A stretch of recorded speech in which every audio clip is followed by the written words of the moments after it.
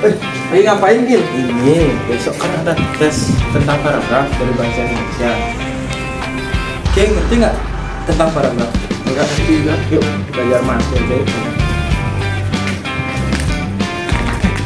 Itu mereka lagi itu tahu sampai ini kan? Yuk.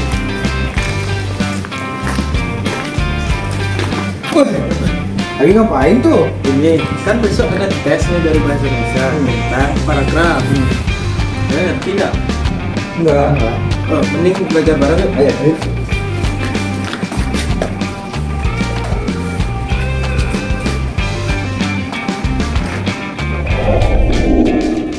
Halo teman-teman, kita dari kelompok paragraf akan menjelaskan tentang pengertian paragraf, ciri-ciri paragraf, fungsi paragraf, dan masih banyak lagi. Jadi, langsung aja kita ke yang pertama, yaitu pengertian paragraf. Paragraf merupakan ide pokok yang dikembangkan oleh kalimat-kalimat penjelas yang merupakan ide-ide penjelas baik secara deduktif maupun induktif, secara sebab akibat ataupun akibat sebab. Pengembangan tersebut dapat dilakukan dengan cara menentukan kata-kata kunci, kemudian kata-kata kunci disusun menjadi kalimat, dan kalimat-kalimat itu disusun menjadi paragraf. Yang kedua, ada ciri-ciri paragraf. Yang pertama, kalimat awalnya terletak agak ke dalam 5 ketukan spasi untuk jenis karangan yang biasa. Lalu yang kedua, paragraf memakai pikiran utama dalam kalimat topik. Yang ketiga, setiap paragraf memakai sebuah kalimat topik dan juga selebihnya merupakan kalimat pengembang yang mempunyai fungsi menjelaskan, menguraikan, ataupun menerangkan pikiran utama yang terdapat dalam kalimat topik. Dan yang keempat, paragraf memakai pikiran penjelas yang dinyatakan dalam kalimat penjelas. Selanjutnya ada fungsi paragraf. Yang pertama, untuk mengekspresikan gagasan utama yang ingin disampaikan oleh penulis. Yang kedua, untuk menjelaskan keseluruhan ide pokok dengan mudah, logis, dan sistematis. Yang ketiga, untuk menandai pergantian gagasan baru. Yang keempat, untuk membantu pembaca memahami gagasan utama sebuah karangan. Yang kelima, untuk memudahkan pengendalian variabel jika karangan berisi lebih dari satu variabel. Dan yang keenam, untuk membantu penulis menyusun dan mengembangkan ide yang akan dituangkan di dalam karangannya. Selanjutnya ada macam-macam paragraf. Yang pertama, ada macam-macam paragraf berdasarkan letak dari pemikiran utama. Jenis yang pertama adalah paragraf deduktif. Paragraf ini memiliki kalimat topik pada awal paragraf dan kalimat pengembang atau kalimat penjelas yang terletak pada kalimat-kalimat berikutnya. Selanjutnya yaitu paragraf induktif. Paragraf induktif merupakan paragraf yang memiliki kalimat topik yang terletak pada akhir paragraf.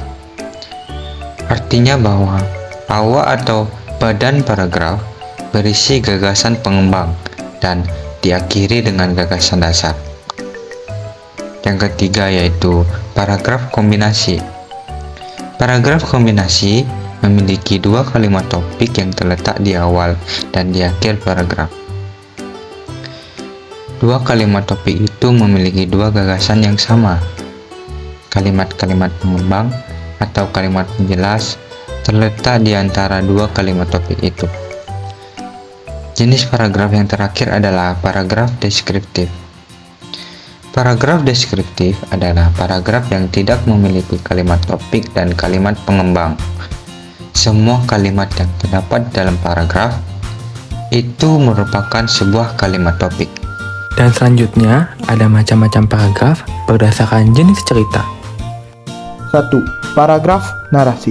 Paragraf narasi merupakan paragraf yang menceritakan suatu kejadian berdasarkan urutan waktunya. Paragraf narasi terdiri dua jenis, yakni narasi kejadian dan narasi runtun cerita. Paragraf narasi kejadian merupakan paragraf yang menceritakan suatu kejadian. Sedangkan paragraf narasi runtun cerita yaitu paragraf yang pola pengembangannya dimulai dengan sebuah tindakan yang menghasilkan sesuatu berlanjut ke tahap berikutnya hingga tahap akhir dari cerita. 2. Paragraf eksposisi. Paragraf eksposisi merupakan paragraf yang bertujuan untuk memaparkan, menyampaikan informasi, menjelaskan, dan juga menerangkan suatu topik kepada orang lain. Tujuan paragraf eksposisi ialah untuk memberikan informasi kepada orang lain.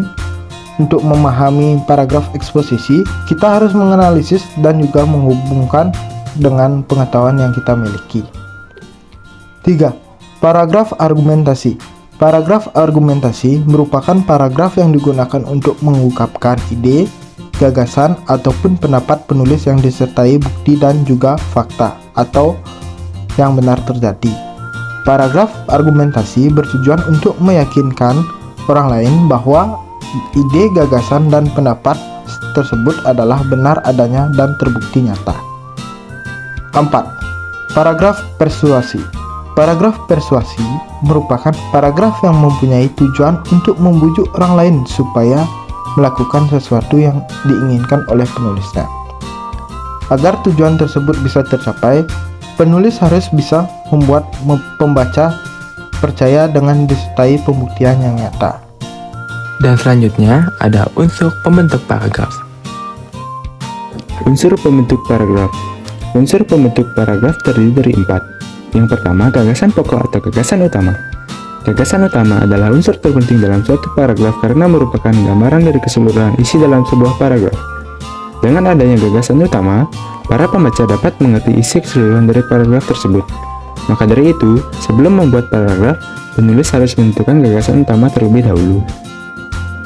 Yang kedua, kalimat utama.